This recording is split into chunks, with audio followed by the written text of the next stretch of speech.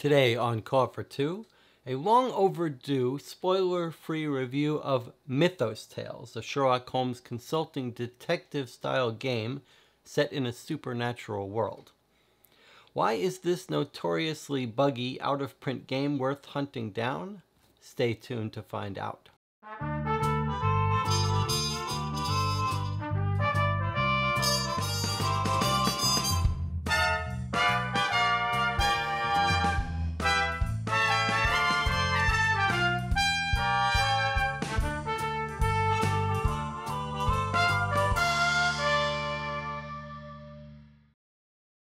Some quick preliminaries. First, I purchase all of the games we play on this channel myself, so if you want to see more unbiased content like this, I hope you'll subscribe to the channel and give this video a thumbs up. Mythos Tales was published in 2016. It started as a spin-off fan-made case for Sherlock Holmes Consulting Detective. We actually played through all of the cases in this box, including a bonus Kickstarter case and a fan-made case. That comes to about 50 hours of playthroughs that you can watch on this channel, where we play through the game and then discuss it. But it's not going to take you 50 hours to play through this box, maybe 15 or 20 hours. So what is Mythos Tales? Well, we're going to open up the box and take a look, but it's basically a Sherlock Holmes consulting detective style game. If you're not familiar with what that means, it basically means we've got a directory of people and businesses that we can visit that's reused in all of the cases. We've got a map of the world. In this case, it's a map of Arkham because H.P. Lovecraft's lore figures centrally in these stories. Each location has a neighborhood letter and number if you want to visit them. And then we've got some newspapers. They are one side per day. Each case will use one newspaper.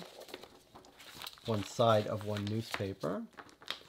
And then we've got the actual cases. In this version, which was the Kickstarter version, but it's the version that's most readily available on eBay, all of the cases are in this one book.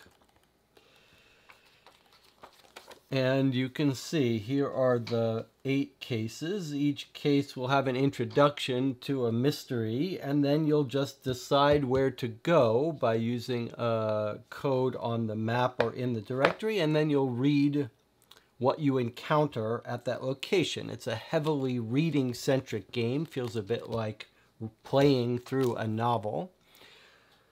It's pure deduction. There's no randomness.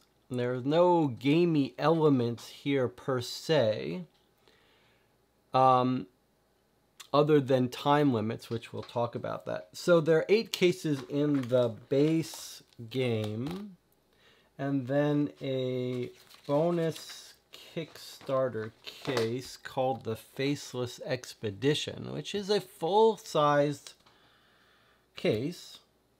And then there's one fan case that was made in 2018 that you can play. The other items that come with the game are some tokens that never got used, and a deck of cards that just have the numbers 1 through 15 or so for keeping track. When you go to a certain place, it might say take requirement card 3 and you get that, or you could just write it down. There is a rule book for the game. If we just look through it quickly, you can get some idea. It's basically, if you're familiar with Sherlock Holmes Consulting Detective, it's essentially exactly the same rules, except for the tracking of time. And the rules for going to a place. There are allies, certain people that you can visit in every case to talk to, sort of recurring characters that give you little bits of hints. There is this little sheet for tracking the time. It's not that useful. Perhaps most useful is, and you can download a version of this document on Board Game Geek to print out if you don't want to write in anything, are these booklets that let you track for each case keep track of what places you've gone. And there are some fan-made PDFs that are even better at tracking what time of day it is. So there you have it. That's a look at the contents of Mythos Tales, but there's nothing, well, there's nothing on the face of it new from Sherlock Holmes Consulting Detective. However, each case does introduce some new mechanics, and a huge part of the change in feel here come from the time limit, which we'll talk about in a second. So maybe let's pull back a little bit and talk about the differences between Mythos Tales and your standard Sherlock Holmes Consulting Detective case. There's definitely a lot less historical and period atmosphere in Mythos Tales compared to Sherlock Holmes Consulting Detective. Sometimes with Sherlock Holmes Consulting Detective, you feel like you're really a time-traveling tourist learning about different cultures and different places. That's really not happening so much here. This is set in the 20s, but there's not much focus on creating an atmosphere. It's a fictional place, and there's not much to see in this fictional place. It is a much smaller world. The directory is much smaller and sort of more crudely done, but it does get the job done. Where this is traded off, though, is that there's a lot more focus on atmosphere and sort of a more active world of danger and tension. And lots of different pieces of this game combine to make that feel palpable. This is really a creepy world. There's lots of Lovecraftian stuff here, but some other non-Lovecraftian supernatural. But it all feels weird and creepy and dangerous. And there's a lot more active risk to the player in most of these cases. And part of that is accomplished by a very tight time limit system. So you are given a number of turns that each case lasts, and it progresses through days, but the days are really fungible. There's no real significance from one day to another, but there are quite a few times when a lead will say, hey, if it's morning, read this. If it's night, read this. And there are a lot more choose-your-own-adventure type decisions in this game where you could end up at risk from something. There are certainly cases where you could make a bad move, make a mistake, do something badly, and get a bad ending versus a good ending. The structure is still mostly the same, where you get to the end of the case, although here you'll be forced to the end after a certain time limit. Here you'll only see maybe half the leads. You'll only read half the leads, which is going to be frustrating for some. But it does make decisions about where to go feel much more weighty. Typically, you'll get to the end, and then you'll have to answer some questions, and then you'll read a full solution. That's typically how it works. But it is certainly possible in some of these cases to have your case ended prematurely because you made some bad decisions, and there is a palpable sense of danger while you're playing many of the cases in Mythos Tales. There's also a very admirable attempt here to try different little mechanics in each case. Now, Bureau of Investigation is another spin-off from Sherlock Holmes Consulting Detective that has a lot in common with the Mythos Tales set in H.P. Lovecraft world. There, it's a much smaller set of cases with some very drastically different mechanics, which is very interesting in itself. Here we've got 8 cases, a very generous set, and some more minor experimenting with different little mechanics, but lots of different little mechanics. Almost every case feels like it's got something that's a little different and unusual. And that's going to appeal to some people quite a bit. Let me give you my final thoughts here. I would highly recommend tracking down Mythos Tales. You can get a copy on eBay fairly easily for maybe 50, 60 bucks. Given the amount of content in this box, I think it's worth it. I'm going to have some advice in a moment about what to look for when you look to buy a used copy. So I would highly recommend it to fans of Sherlock Holmes Consulting Detective who enjoy supernatural elements. That's not everyone. I would also highly recommend it to people who are interested in experimental game mechanics ideas in this genre. There's a lot of them in here. And I would highly recommend it for people who want that added tension and risk and sense of danger and adventure as opposed to a purely cerebral, slow-paced mystery, pure mystery in the classic Sherlock Holmes Consulting Detective.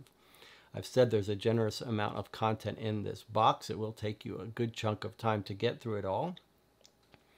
And there are real mysteries here that require some cleverness to solve. But I would say there's definitely a leaning more on the adventure and fun and danger and creepiness and atmosphere than there is on crafting really subtle, clever mysteries that will really stump you. That's not really what's going to happen here. There are mysteries to figure out. You will have to be on the tip of your toes to find them, but it's not going to be the same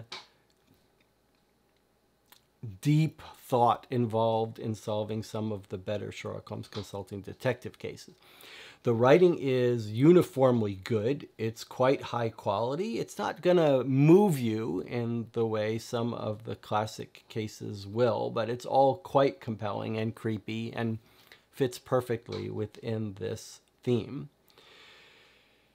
And I guess maybe one way to look at it is that if Sherlock Holmes Consulting Detective makes you feel like a time traveler back to Victorian England and exploring that real world of history, this feels much more like traveling in an H.P. Lovecraft, Cthulhu, creepy, scary world. Different feels, but showing different ways that this kind of system can work to really put you in what feels like an open world. Let me close out with some advice here. So there are a couple of different editions available. Most commonly available is the second edition, which is, I believe, what this is here. And I would recommend looking for the second edition because there's lots of errata and bug fixing for this game after its release. Now, it's sort of developed a bad reputation as a game full of bugs, and I really think that's unfair. But you're going to have some tolerance for that. There are on BGG a bunch of errata PDFs to download, including quite a few little stickers that you would ideally put over your map. It's rare that you need them, though, and I think really this is a case where board gamers tend to get overly picky about this kind of thing. This is a genre that's hard to play test these games, lots of writing. It just comes with the territory that there are some bugs here, and you'll have to be prepared for a little bit of that, but really there isn't that much. The fear over the bugs here, I think, is overwrought. If you do like Mythos Tales, I think checking out Bureau of Investigation from Space Cowboys is worth doing, and vice versa. This one is a little closer to the original vision of Sherlock Holmes Consulting Detective.